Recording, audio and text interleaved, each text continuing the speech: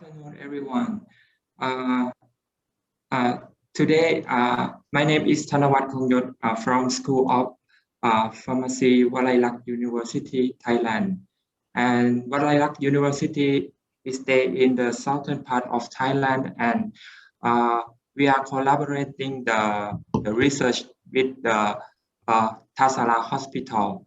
Today, I would like to present the prevalence of the risk factor for drug-resistant Streptococcus pneumoniae in patients who use Levofloxacin for the community-acquired pneumonia at the hospital in the southern of Thailand. And thank you for the International Conference on Science and Technology of Rangsit University. This is the outline of today's presentation, including the introduction, objective, method, result, discussion, and conclusion. For the introduction, Levofloxacin is the polyclonal antibiotics, which in the National List of Essential Medicine from 2016. The levofloxacin is the medication that can be used for gram-negative, and especially levofloxacin can cover the gram-positive as well. And for the indication for fluoroquinolone, levofloxacin can use for the moderate to severe community-acquired pneumonia and other lower respiratory tract infection, especially drug-resistant Streptococcus pneumoniae. We can use shortly for DRSP, and sometimes the doctors can use for other diseases. For example, for the gastrointestinal tract infection as well. But for this medication, actually, this medication should preserve for the future to treat the drug-resistant strain. However, we need to improve this prescription of the levofloxacin and to preserve this medication. The risk factor of drug-resistant Streptococcus pneumoniae and need to clarify to make the decision making, because now the prescription of this medication in this hospital quite serious, and they have some irrational use of this medication. That is the reason to do this research. This is the objective of this study. This study is a little bit small study, like a pilot study, to see the prevalence of the risk factor, the prevalence of the risk factor for the DRSP in the patient who use levofloxacin for CAP. CAP is stand for community-acquired pneumonia. We will detect the patient who got the medication, who got the levofloxacin as empirical therapy, not definitive therapy. We will use for empirical therapy. The method we will conduct the research by using the descriptive retrospective study, and from the retrospective study, we will use the hospitalized patient data from the database of the hospital that is called HOSXP database. And moreover, the data will obtain from the inpatient and outpatient medical record. And we will retrieve the data of the patient who use levofloxacin as empirical therapy for community-acquired pneumonia. The retrospective study, we will obtain the data from 2013 to 2016 for 4 years, and we will analyze by using Excel and explained as the prevalence and percentage. This study already approved by Ethical Committee of Walayalak University, Thailand. Now we are moving to the result. Total of the number of the patient is 245 patients were included in the study, and totally included in the study is 73 patients were included, and we found the patient who have risk factor for the RSP for 56 patients. The risk factor is mostly elderly age for 42%, and the next is the COPD or chronic obstructive pulmonary disease, and the third one is previous antibiotics used within 3 months, and renal disease, and the coronary disease, and the diabetes mellitus. This is the table 1. This is table 1 to explain about patient characteristic. Most of the patients is male characteristic, and you can see the age group mostly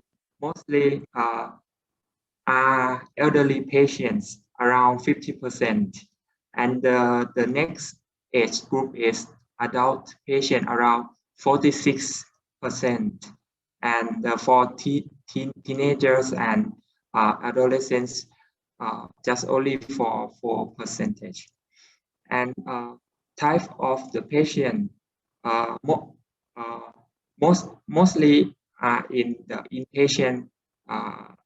inpatient department, and non-critical care.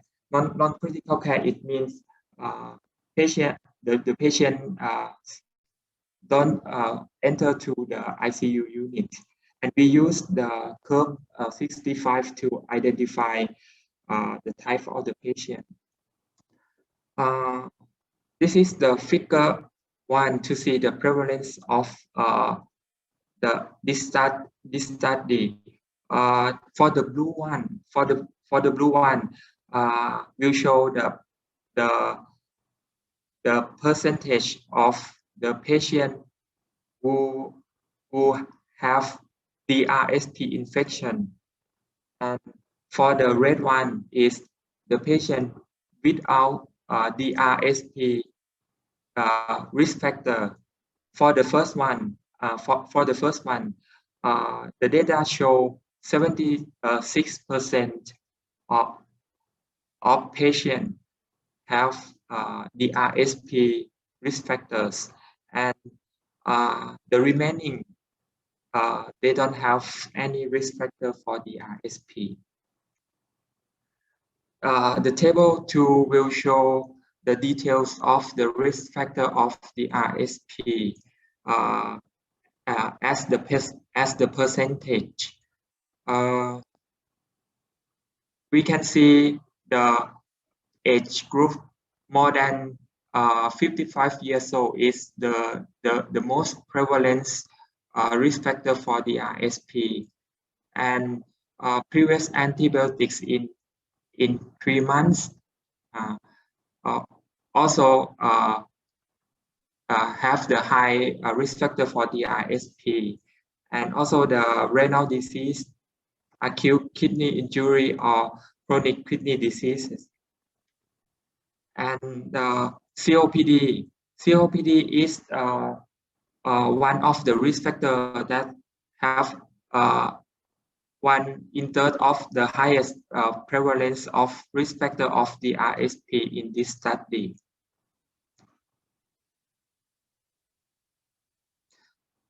We try to calculate we try to categorize the number of risk factor as 1 risk factor until to 5 risk factors. We found most of the people have at least one risk factor to infected to drug-resistant Streptococcus pneumoniae. And the second one is patient have at least 2 risk factor for the RSP. For this table 4, this table 4 is very important information about the diseases of community acquired pneumonia and community acquired pneumonia with the suspect tuberculosis. We found some of the patients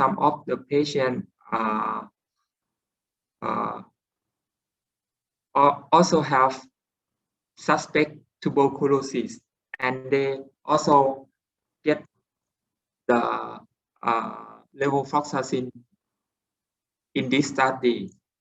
But in our study, we need to exclude in this group. We will include in this group, but in the future, in the other research, we try to find out the problem of this group again. This is not this study, but maybe in the future I can show some information about this group again, because actually in patient who suspect tuberculosis need to get the first line regimen. The first line regimen, it means no need to get levofloxacin, because levofloxacin we need to use for the second line therapy. We cannot use for the first line therapy, except the patient has allergy to the first line therapy, or the patients have the hepatitis. But we found 16 cases got the levofloxacin in this study. Discussion. Discussion for the discussion. This study have more prevalent of DRSP risk factor compared to other studies that they already done before, and we are we should clearly to distinguish about the diagnosis of pneumonia and tuberculosis before treatment of empirical therapy with fluoroquinolone, especially levofloxacin. And our study need to can explicit the risk group, especially elderly people. Elderly people is more than 55 years old, and COPD, chronic obstructive pulmonary disease group are the highest prevalence of the RSP, that we need to pay more attention among these patients. And we need to consider this medication before start empirical therapy, especially some patient that suspect tuberculosis patient. This is the reference of some of the reference in this presentation, and thank you for the sponsorship from Walayalak University, and thank you for listening and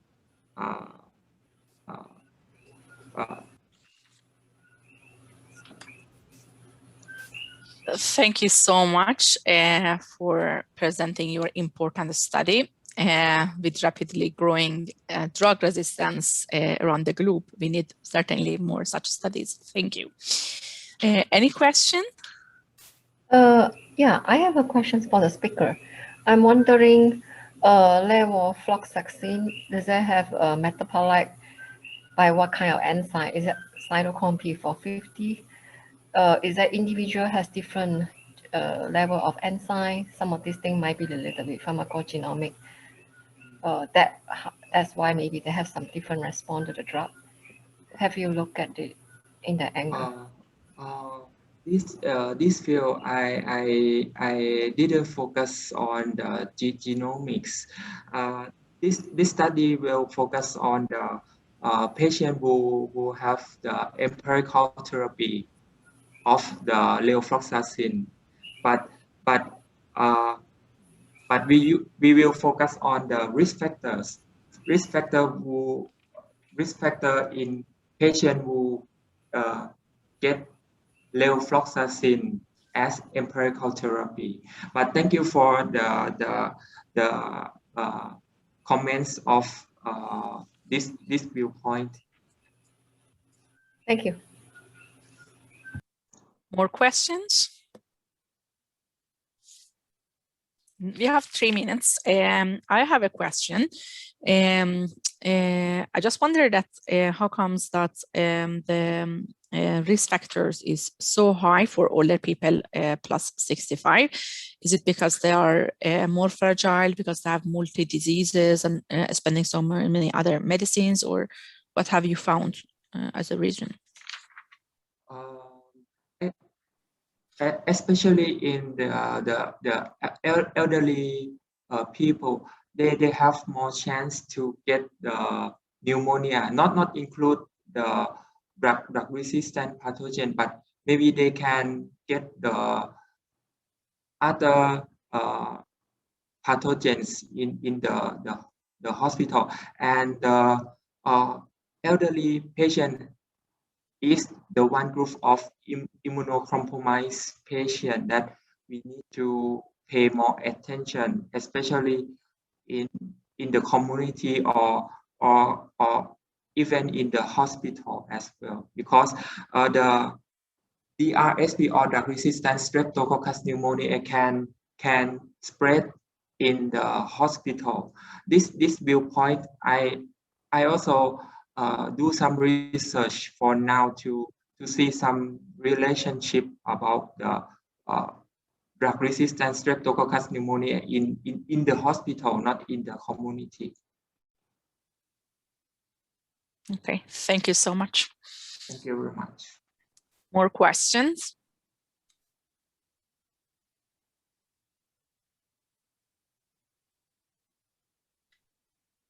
No, but do you have, since you have 1 more minute left, do you have any recommendation for practice based on your study? What we should do? Yes, good. From this study is like to explain about the risk factor of the RSP is very important to take account before you prescribe the levofloxacin, because the prescription need to be think about many aspects before prescribe levofloxacin. If we just prescribe levofloxacin because levofloxacin cover both gram positive and gram negative, I think it's like we waste the medication to treat patient. Thank you very True. much. Thank you so much. Yeah, and now it's 1:10, so we wait for the next speaker. Thank you so much. Thank you very much.